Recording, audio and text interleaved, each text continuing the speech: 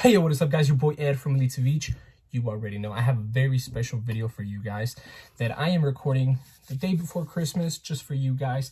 This is a very important video and it's a very special video to me because it is one of my favorite decks that I've actually been playing, or that I actually have played in a while.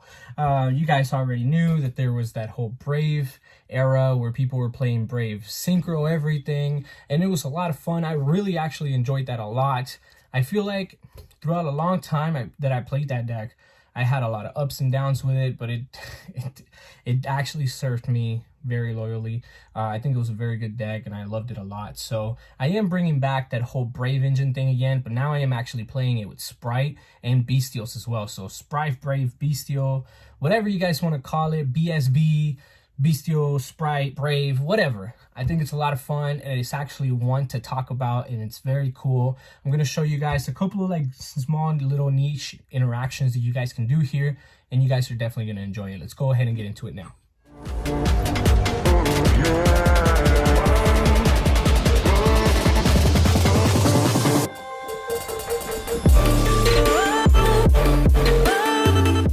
Before we continue with today's video, make sure you guys go check out my sponsors from Dank Rituals. They have some of the coolest product out in the market today. They have anything from deck boxes to play mats, oversleeves, even dies. They're working on this really dope backpack that I'm super excited about. Make sure you guys check them out. The link will be down in the description. Thank you. All right, guys, so we do have to bring this back because you guys already know I am a really big fan of Masterpiece and any artwork that he actually comes out in. I think this is probably definitely one of my favorite mats that I've owned, or ever owned, honestly. Starting off with the whole deck itself, you guys already know it can't be a Spright deck without, you know, your Spright blues. So we're gonna go ahead and lay out my 3 French Spright blues right here. Spright blue, very good, very honestly one of the best cards. This will get you into your jet, of course, like you guys already know, and then your jet will get you into your spells and your power stuff. This is a really good card. There's a lot of stuff that I've played with this deck, and I've played around with like the ratios, and I've played around with like what to play and what not to play. But you know, blue is very mandatory. I wouldn't expect anybody to play any less in a very Spright deck. 3 blues, of course, because you know, blue is just so good. It's going to get you into your next play and get you into what you really need. I've had situations where I open up blue and I don't open up other ones, but I'll special blue, I'll add starter, and then starter into, I'm sorry, I open up jet, get the starter, go to blue, go to red, and now I have 3 bodies on field, and then I'm free to do whatever else I need to, of course.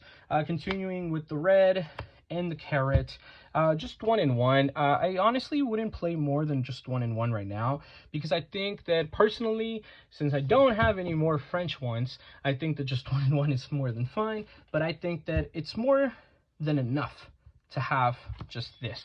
Continuing off with the rest of the stuff that I play, like I said, I do play the Brave engine in here, and I am playing the 3 water enchantresses, of course. I've never shied away from playing 3 water enchantresses, but what I have shied away from is playing less rights. So in this situation, I am playing the 3 water enchantresses, and then I am playing the 1 griffin, and I'm also playing the 1 illegal knight. I think illegal knight is actually really good, and a lot of people don't really use him, but for me, it's worked out well because when I play against decks like, you know, Despia and Branded and stuff like that, I'm able to bounce their monsters back into deck, and then they can use the effect to blow up my field or whatnot, right?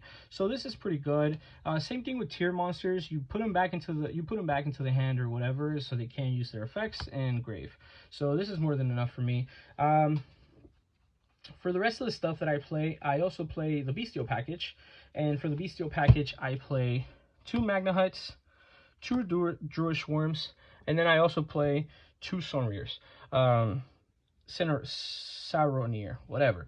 This guy, the reasons why I play these is because these are definitely more like DD Crows in the deck, which I also play in this deck, of course. I have to play the 3 DD Crows. I think this to me is the better ratio, because I don't want to open up multiple Bystials of 1 name and then like DD Crow, because then like if I open up double Magna Hut and then like 1 Crow, I have only 2 hits. But if I open up 1 1 1, then that's 3 hits, or like 1 1 1, it's still 3 hits. You know, it's just I want to be able to open up 1 of each instead of opening up like multiples of the same one. Definitely you always want to start off with your with your suckier Bystials, which are quote unquote this one, and then this one, and then this one being the best one, right? I always go in that order because if they happen to like, if they happen to outsmart me to where like, oh, you know, you're trying to hit like, you know, my Shiren, then I'm just gonna go ahead and shuffle it back so you don't get to special summon out your monster, but then they don't get a fusion.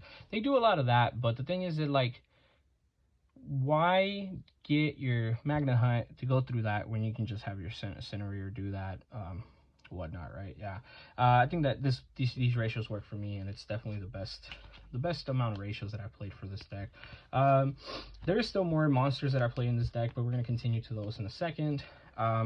This is what it works for me, and this is definitely the more bread and butter of the deck. The other stuff are just more like extenders and whatnot. Continuing with double swap, I only play 2 swaps, which I've actually been considering playing the 3rd swap, or if not the other Death Frog, because then like that I can have the effect of Totally Awesome be used on Standby Phase, which sometimes I don't get to use because I'll have both of them there on the field. Continuing with 3 Nimble Beaver, of course. 3 Nimble Beaver is really, really good. And then double Nimble Angler. I've considered playing the 3rd Nimble Angler, but because the guy who supplied me with the 2 French Nimble Anglers that I have here doesn't have the 3rd one anymore, I don't want to pick up the 3rd one anymore. So I think to me 2 is more than fair, and it's more than enough. It's definitely really good. It's not like you can go Angler into one of the Anglers and then one of the Beavers, so you can only do double Beaver. But that's it for these monsters here. I also play Cyber's Gadget. I think Cyber's Gadget is really good. There's a small little combo that I've been figuring it out, and I've been playing. I saw a lot of people do a similar route of playing this deck, but the way that I'm going to be playing this deck and showing you guys a combo at the end of the video is going to be slightly different from how they do it. One Ibly. This is going to wrap up my monsters. Ibly is really good. It definitely stops a lot of fusion decks, more like Despios as well, in case they don't have the ability to link away that Ibly, then they're kind of stuck. Double Rite of Atoms here, because 2 rights is more than enough. If your opponent happens to get you to Foolish it, you can definitely add it back from hand or deck, it doesn't even matter, so that's more than enough. Continuing here with 3 starters. 3 starters are definitely the way to go, because starters is going to help you into a lot of your level link 2s, rank 2 plays that you're going to be doing. So starters is so good. It's just going to help you out a lot. There's certain decks where you don't play 3 starters, like what I did with like Adamascipators, because in the Adamascipator deck that I was playing, it was more of a spam out your level 4s and 2s and don't get stopped all the time from your 4s. And if this situation you would get stopped with these from your 4s all the time, then that kind of sucks. Smashers, of course, and then continuing with the other brave spells, you got 1 Adventure, Faithful Adventure, and then 1 Draco back, which is more than fair. You wouldn't want to play more than 1 and 1. You don't like, the thing is that like, it really sucks if they mill it, because then you don't have another way to get it back into your hand or back into the deck so you can add it to your hand, but it's fine. Foolish Burial and Callby. Foolish Burial, really good. Get you your water out of the way, your water enchantress, or you can just send your Nimble Angler and then continue with your combo. Triple Imperm. I think Imperm is really good right now, and I'm actually really enjoying playing Triple Imperm right now because it's just so good. If they normal summon with their tier deck right away, that's like their first thing they do. They're gonna do. They're more than likely have very limited place in hand. So if you have like an Imperm and a quote-unquote Bystial or DD Crow, it could be enough to stop them and just have them end their turn with after the 1 and 1. So yeah, I think Imperm is really, really good. Continuing on with the extra deck. The extra deck is kind of something that I'm still even toying with myself, and it's a little bit of a thing that has required a lot of work, but I play the 1 Lingeribo. Lingeribo is really good. It allows you to link away your gadget to make this and then get your token onto the field. But Lingeribo 1, you play Pit Knight as your second monster. Pit Knight's really good because if you just put him under an elf or next to like an IP, so like IP here, you can go, no matter what, you can go like elf and then to Reborn, target, and then you go Pit Knight, target whatever their effect is, and then you just stop it, which is really, really good. You want to stop them at their tracks. It's like another imperm there. One sprint.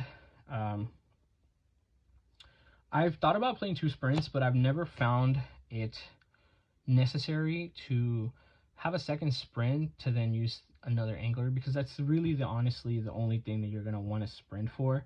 Because if you're using sprint, you're sending angler, and that's it. That's the reason why I also don't play a third angler. I think that once you use that first angler, you're kind of done. It's not necessary anymore. So yeah, sprint. Double elf. Elf is really good. I've had a lot of situations where like I've learned from my opponents, because like of course like not the best duelist here, but I feel like I understand the game really well. But like it's really good whenever you have your giant on the field, or an X, or of course just any one XYZ, and you can go elf, reborn your sprint, and then sprint effect, detach from one of your XYZs and bounce a card. It's like it's a compose on wheels, and for me it was like very difficult to like want to do that, because like there's other stuff you can go into. So like you can just imperm, so you can revive that if you need to revive that, or IP again, and then you IP into something different, whatever the situation is. I think sprint is actually really good, and using your elf is just so nasty. There's just so many different things you can elf into. Continuing with your dark, of course. Dark is a really good essential piece of this deck. I think dark can definitely get you into a lot of cool things, like going dark, bring back their Bystial, Magna Hut, activate on your side of the field. On the end phase, you get to search, and now you get something else. And it's just like pluses on pluses, especially if you're playing like somebody who's doing like a Shisu tier Bystial or some shit, you know? Like something like that, it's nasty, because you just get to hit them. IP, of course, because IP into either Unicorn or Avermax is really, really good. I've gotten into the point where like Avermax is so good that my opponent just struggles to get him out of the way. Like it's really difficult for them to get over this. I love Avermax. I think he's really good. Unicorn, you already know, just bounce their stuff. Sometimes Unicorn is just not good enough unless like you're playing like I guess like a bird player or something. But I don't know, man. Unicorn just comes up now and then. It's a card that I've definitely considered cutting now. I don't know. I might just be a scrub or something, but it's just my own opinion. Totally Awesome and Double Giant. These are the only 2 actual XYZs that I really, really go into a lot. Of course, I still have these other 3 monsters in my extra deck, but these are the most important 2, because you don't always need a second one, but these are the most important ones. Then I also have Soul Sweeper, Downward Magician, and Suze. Suze is good. It was only helped out now and then. I think that there's definitely been like moments where I've gone into other plays, and if those have helped out better. But that's just my personal opinion. I'm gonna show you guys a small combo. Maybe like a 1 card, 2 card combo, and then show you what like you can do with certain things, you know. All right, guys, before we wrap up today's video, don't forget about our newest giveaway. This giveaway is for 2,400 subs. The video where you have to go comment "I want the Dark Magician Girl playmat" will be down in the description. Make sure you guys go comment on that video, and you have to be sub to this channel in order to enter this giveaway. Make sure you guys go do it. You guys can go ahead and win yourselves this Dark Magician Girl playmat. Alright guys, so for this combo, I'm just going to show off something super basic where like I can do a Water Enchantress and of course your big friend Nimble Angler. I think this can get you into a very close full combo as you possibly can. Of course, that's just saying that you have other 3 cards that aren't extenders, that aren't something specific, but I'm going to show you something super basic that it just requires a 2-card combo. Everybody already knows. You go Water Enchantress, and you can add your Rite of Adamasier, of course, so you add your Rite of Adamasier. Activating Rite to then activate or place, of course, your Faithful Adventure onto the field, and then you special out a token. Cool, cool, cool. So this is the next thing that you're going to do. You have your grave over here. You have your banished power there. Next thing that you're going to do is that you will activate your Faithful Adventure to add your monster. The reason why you're doing this is so you can add the Griffin and then purposely discard your Angler. So then your Angler would trigger, so you can do Angler 1, Griffin 2. Griffin to special summon itself, Angler to special summon out both Beavers. So Angler is if it goes from hand or a deck to the graveyard, you get your special summons. On summon, of course, you search your spell, and then you get that out the way, of course. That's already 4 cards in hand, one of them being Draco back. From here, we're going to go with a very simple route to where you just go Giant, and then you detach, and you special summon out your Spright Blue, Blue Search, Jet Search, and then you just go ahead and add something as in either your starter or your Smashers. And in this case, I am going to go Smashers. Here, whatever, you just link these away. You make your Jet. You make your Elf. And then Elf, bring one of them back. Link them both away. And then here, it's going to be very dependent on what you actually have in the rest of your hand. If you're okay with just special summoning out one of them and then sacrificing it for Smashers, you can also just do this. Or if you really want to and you want to have an imperm because you think an imperm would definitely help you out a lot, it would be this. If I open up an imperm, I don't ever make him. More or less, most of the time, I always go for IP. IP, Griffin, Smashers is really good, and then you have this to special summon one of them back out. And don't forget that whenever you special summon, you can then special summon, like, you can do this on your opponent's turn and then add the Smashers, so which it will help you get into your blue, your blue to your red, or your blue to your Jet again. And then you just have like an endless loop of like things that you can do, which is super nice. Even in this situation here, you're adding this to then like special the carrot or the red on your turn, because this is going to be a free special summon back if they haven't gotten rid of this, which is really, really nice, because the first thing that I'm banishing from starter is always going to be the Giant, and then that, and then you're done with that. Like, that's just, it's really good, it's really nice.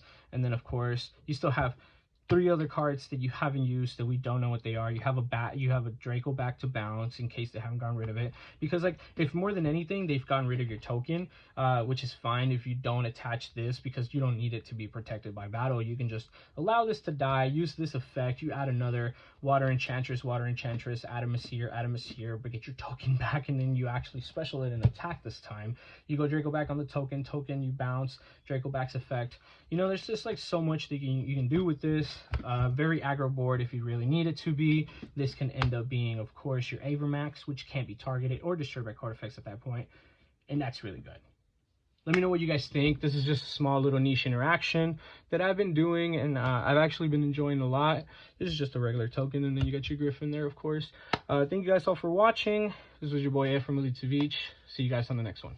Okay, so the one effect that I wanted to show you guys with this card before I wrap up the video, which I had almost actually forgotten, was that you can normal summon this card, link it away, summon out Linguribo, and then use the effect of this card in the graveyard, because this card says that if this card is sent from field to the graveyard, you can then special summon a level 2 token.